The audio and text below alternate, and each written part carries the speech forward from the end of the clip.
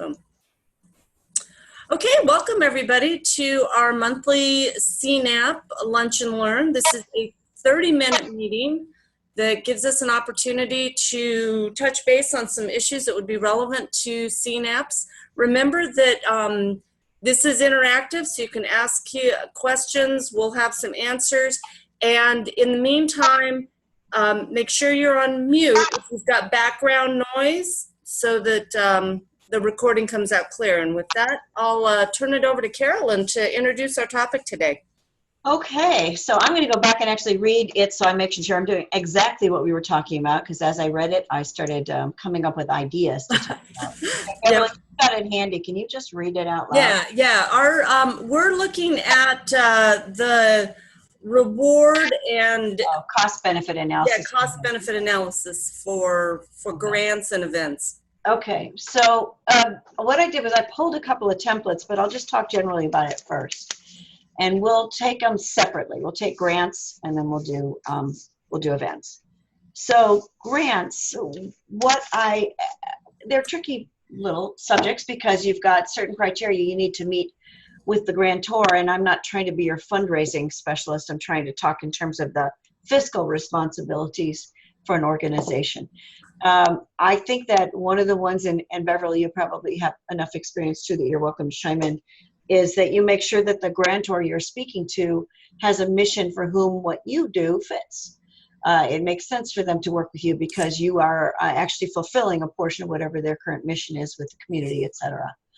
And then you look at what their requirements are for funding, and obviously you're going to have an approach to grantors that wouldn't be like pick a grantor and start looking at their stuff, but actually seek out grantors whose missions align with your mission.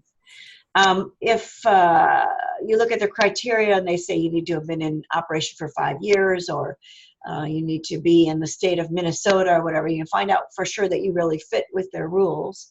And then if one of their rules is, and you must have an audit performed, and you're not currently having an audit performed, really, really look hard at that grant and whether or not it makes sense to have it cause you to now spend the money on an audit just to hope that you get that audit, that result, that grant. So if it makes sense anyhow and you've already been considering having an audit performed, then this may be the impetus to do it, and it may open up doors for others. But I'd be really saying, how many others require an audit. I'd also talk to those grant managers about whether or not they'd accept something less in the first or second year. Often they can accept compilation and review. So if you remember back to our classes or go back to your notes, we distinguish between a compilation, a review, and an audit. A compilation basically is what's represented to you, you give to the accountant, and the accountant puts a letter on the top that said, I've taken what you've represented to me and put it in the proper format of a financial statement. That's it. A review says, I took your data and I also did a little analytical work to see if those numbers seemed reasonable. And in audit, I went out and actually got corroborating evidence that those numbers were right. So let's say you've talked to them and they said they'll accept a review, so you're having a review performed. You're still thinking about, I'm asking them for maybe, let's say I'm asking only for $10,000. Am I going to spend $3,000, $4,000, $5,000 on a review on the chance that I'm going to get $10,000? So still, I'm just saying, make sure you're looking at the cost benefit, and that's what this is about, of proceeding with something like that. Is there another grantor who doesn't have those requirements? Are you sure the grantor is insistent that that's a minimum requirement? Or could you tell them you promised that next year you'd have that done? And would they take a chance because here's why we're a good fit? So it's not really a fiscal conversation. It's more of a practical conversation. Is this, I'm not running a nonprofit organization. I monitor and help maintain information for them. But I would think that if I was in that situation, I'd really look, is this a good long-term partner for us with the work that they do? Is their reputation right associated with us? And what else can I do to help them see why we're the right partner for them as well, so that I can make a more, sense of more sure thing. You got anything to add, anybody? Or just along those lines, that you're investing a lot in creating a relationship, and you want to make sure that this is the right relationship long term, because the investment of going to new funders all the time is it's exhausting and it takes a lot of energy. Yeah, yeah. I mean, it's like any partnership, marriage.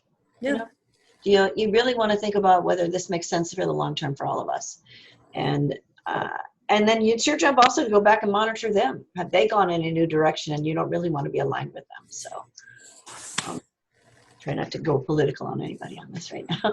And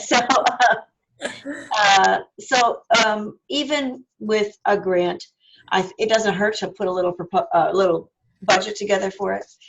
We're thinking about seeking grants. And maybe, it's interesting. I haven't seen anything like this, but why not have a budget that says, here's our logistics on doing this stuff.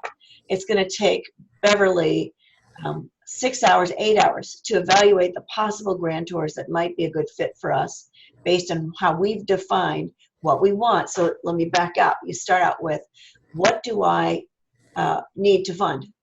I've looked at everything, all my sources. There's something we need to do this year. We want to add a 4th school. We want to add another location. So what are our true costs of that addition? How have we sought out any kind of in-kind we can get, any kind of contributions we can get? We've looked at whatever excess capacity financially we have that we can allocate to this. And so now we know what our resources are. And then we look at what are our costs going to be to build the facility or to expand the staff into serving the relationship. What is it going to cost us for Bev to spend the time looking at these potential grantors and evaluating whether or not they can provide $50,000 for us for this program? And how long should we spend on that process of determining this? So it's a lot more than just a financial budget of, I need to raise $50,000 and Bev's going to spend 8 hours. How have we provided whoever it is that's going to do that work the right information so that they can truly evaluate whether or not this targeted grantor is the right one to go after? Yeah. And can it be staged? Could I get 20,000, 20,000, 10,000? Have we really evaluated all that stuff? Then your person who's in that position, it may be exactly the same person as the one doing it if you're a one-person shop, but you still want to have all that information together, I think, to do it. Can you think of anything else, Bev, that would have helped you when you're doing grant seeking? No, I think you've covered that really well from a philosophical standpoint. Yeah, I think we make a mistake of just launching and calling, hey, I heard you've got $100,000 available. What's the form I need to fill out? Fill out the form. Here are the financial pieces that you said you needed. And then cross your fingers. Yeah. But it is a much more, I think if the mindset can be, I'm looking for a partner and I'm evaluating this entity as a potential partner and we want to be equals, not lessers. So how can we act as good partners with these potential grantors? All right. So that's that one. And I think that it helps to have a document that you create for that process with outcomes and outcome expectations, and then with we got it or we didn't get it, and lessons learned. So that's that one. Then the other one was events, talking about events. Often what we see when we go to do the tax return is little or no planning. We're going to do the golf tournament. We did it last year. We're going to do it again. Then it's all about the design and the facility and not about the planning that should go in up front. Yep. I tried to pull a couple of things that I thought might be helpful. Let me do a screen share. So for those who can't see, then the one person who can't see, I will just show you. I'll just talk to you about what it is. Okay. Let's see. Screen.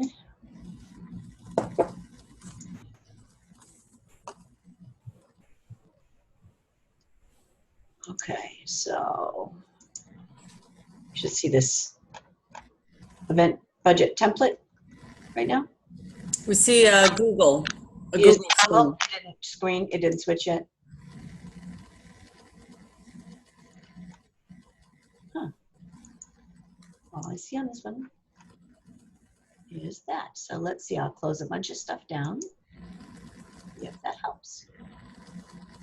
Yeah, it probably grabbed your screen that has Google open right now. But okay, so I'll stop it for a moment and find out what is the tab. Okay.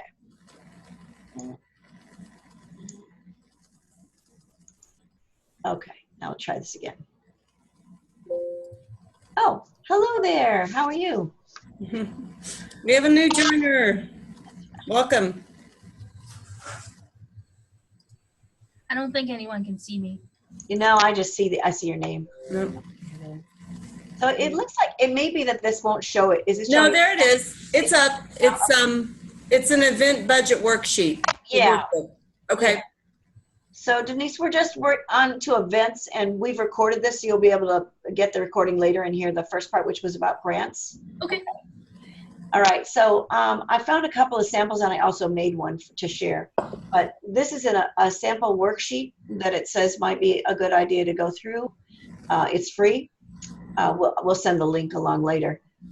Some of the things I liked on it was that it talked about the things that you need to think about relative to your venue, so location, equipment, tables and chairs, AV, staff, things like that. What do I think it's going to cost me for these things? Security, Wi-Fi, and decor, and food and beverage. So it breaks it into segments, and then you can download it. But let me share mine. I'll move that over there. Are you able to see that one now or not? Oh, it's still looking at this silly one. Let me get rid of this one. It's giving me a hard time today. Okay. You move those off and we'll try this again. I really like that template approach. I think sometimes that when a board has a pet project, that it's like, well, we always do the golf tournament. Those kind of templates let people really see these are all the elements that go into this, and these are the expenses. Are we making enough to warrant doing this? Well, and that's why on this spreadsheet, can you see this now? Yes, we can. So on the spreadsheet, I started thinking about what are the things I'd want to know before I started. So obviously I want to name the event. And what date is it going to be? What's the purpose of the event? Mm-hmm. So do it again. If you do it every year, then it starts to lose its value. So really think about, why am I doing it? Is it for networking? Is it for showcasing some things we're working on? What is it about? Then what are our measurable goals? So we know if we did good or not. Let's go into it thinking about what we hope to attain. And let's just talk about a golf tournament just for grins. So let's say we've decided that we're going to have the 7th annual golf tournament. We've set the date because we know that in Phoenix, this is the kind of year that you can do it. Its purpose is to continue building relationships with our vendors or our members or something like that. We've got something clearly in mind, or to raise consciousness about our mission and our desire to be outside, something like that. Measurable goals might be to add 2 more sponsors, to bring on more, have more participants in it, a full field, 144 players, things like that. So I would really be thinking long and hard about that. What is it? Why the heck are we doing this thing? And how are we going to evidence that we were successful? Who's going to manage it? What's the timeline for the event, for this whole process, from today when we're thinking about doing it again to the point at which we do our review of lessons learned? And then who is going to be on the task force? Who's going to be the committee people that are going to work on this project, and what would their roles be? Then if we've had the event before, I would start with the data from the last event, 2016 in this case. What was my actual? Then I build my budget for 2017, showing what I think is going to happen, and then I drop 2017 actual next to it and use that as a document that I can work on when I go through. What were my lessons learned? Who do we want to work with in the future? Was this a great golf course? Whatever we learn, make this one document something that you can first memorialize that event with, and second, provide information to the next committee to work from. This also assumes then your software, you're going to keep track of things just for the golf tournament, in this case, with the same categories. What were you going to say, Beth? That's brilliant. I mean, this is how I would do it anyhow. I'm not running these programs, but we'll share this document in case it's any assistance. And this document should not only include. You're going to have all these actuals in here, which is great. But for instance, let's say last year one of the actuals was you had green fees and the carts were included in kind. The golf facility provided that in kind, and you valued that at $10,000. We need to be thinking about this year, am I going to have to find that again? Maybe you have to have some commentary off to the side that says this was because Joe on our board had a relationship with his golf course. We were able to get this special arrangement.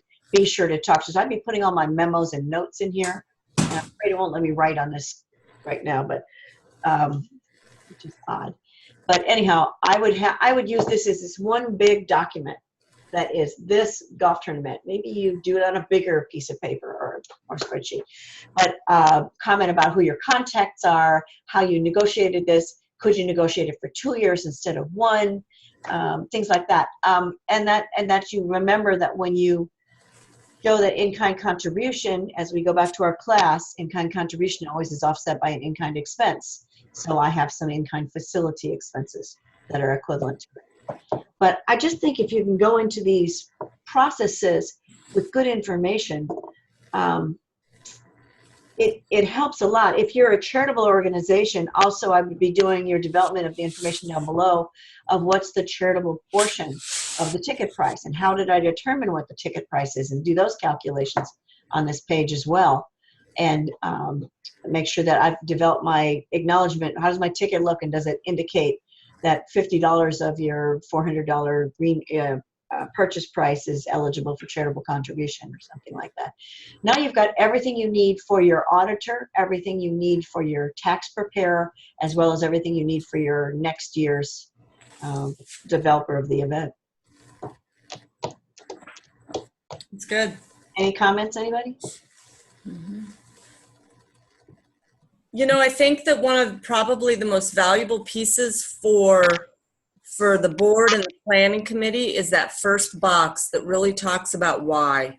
You know, that reminds everyone that every year we need to remember, well, why. And if a better process has shown up to achieve that same why, then maybe we need to reevaluate. I think that's great. And I really also like the way this document captures, if you've got something in kind, you need to be prepared to budget for it in the future. Yeah, I think we often forget that you know, Joe Schmo might not give us that space again. And so what are we going to do? This goes for your overall budget as well. This is, True. We're doing a microcosm of a budget. This is the budget just for the event. But this also goes for when you write your full budget for the year for the organization.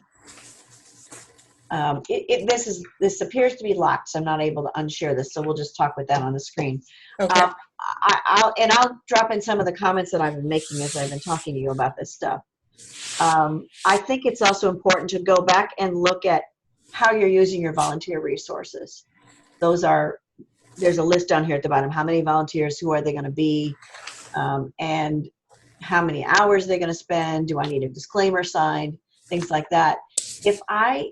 And please forgive the term waste.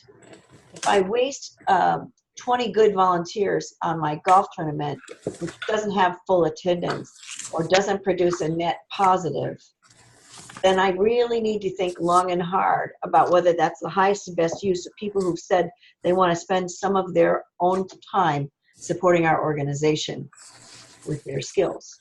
So those are the intangibles, the soft parts of this that you don't want to forget to check out. I'm trying to think of anything else. I mean, the lessons learned piece I think is really so important. Yeah. Does anybody who's on the call use any technique like this for developing events or?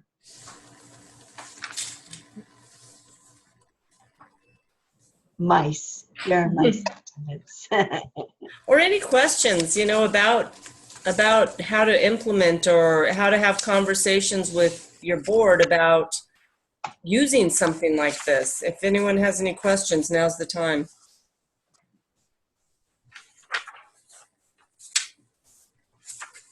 Maybe these are just 20-minute calls. We've been able to get these things done in a very short time each time. Well, we're doing good. We're doing good.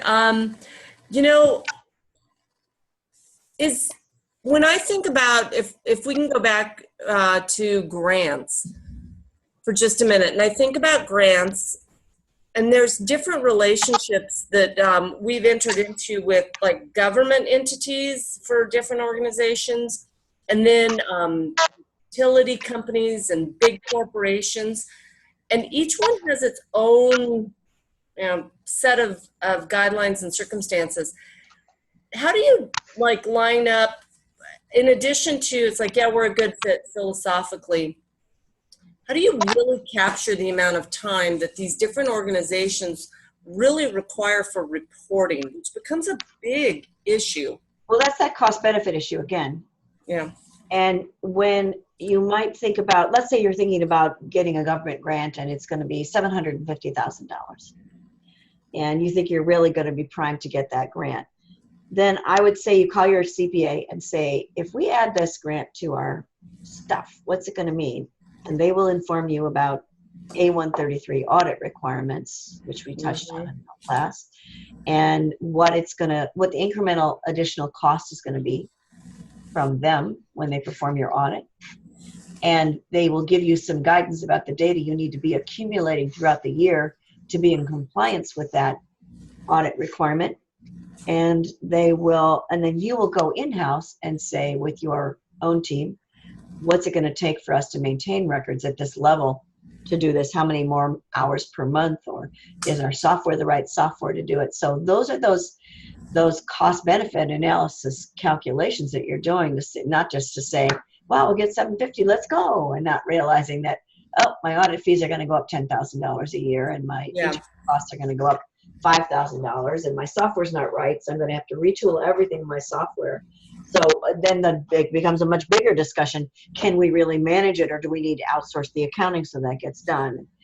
So I think that it's not a little thing. If it was a $10,000 grant, it's obviously a totally different story. But if you're talking about a significant grant and a government grant with those requirements, or even a non-government grant that has lots of reporting requirements, just simply says, we want to know how many children you serve, we want pictures of those children, we want to be able to do field work with you, go out in the field and see how many times you actually work with the kids, we want to watch one of your events. I mean, there's all sorts of other things. That's that investigation you do initially about whether this is the right grantor for you. Yep. Okay. I'm sorry that what happened is when I was turning off those little screens, I had to turn off a screen that was a Zoom after commentary one, and it just locked my screen up, so you can't see me and I can't move anything. That's all right. What we've got is really good. And just for the sake of the recording, I will be posting all of this to the CNAP site and then sending it out. So before we start wrapping up, anybody have any last questions before we roll on into the rest of this Friday? All right. Carolyn, thank you so much for providing this content for our CNAP alumni. And keep in mind, everybody, that we have a CNAP class on the horizon in September. So send out to your colleagues the opportunity to be a part of that. You will have seen that from the newsletter that comes out from Sechler CPA. And we are this month we're finishing all of the slides for CNAP 2. It goes to national for them to approve the content of the slides at the end of this month, and then hopefully within 30 days after that we'll be able to start talking about when CNAP 2 classes will be rolling. Outstanding. That'll be exciting. All right, well, thanks, Carolyn. Thanks, everybody else. Have a great rest of your Friday and a great weekend. Adios.